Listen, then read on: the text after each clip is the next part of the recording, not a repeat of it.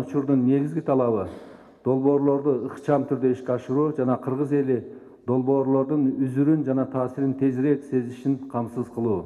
Андыктан Кыргыз Республикасынын Министрлер Кабинети бардык мамлекеттик мекемелерден, аймактардагы жергиликтүү бийликтерден араб координациялык тобунун алкагындагы сунушталып жаткан долбоорлорун мындан кийин ыкчам түрдө ишке ашырылат деп ырастап кетмекчимин.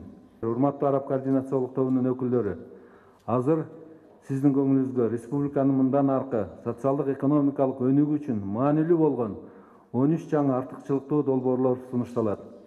Бул долбоорлор саламаттыкты сактоо, ирригация, темир жол инфраструктура, турак жай куруу, билим берүү мекемелерин куруу, айыл жерлерин суу менен жабдууну жакшыртуу, почта бөлүмдөрүн жаңыртуу сыяктуу бир катар маанилүү тармактарды камтыйт.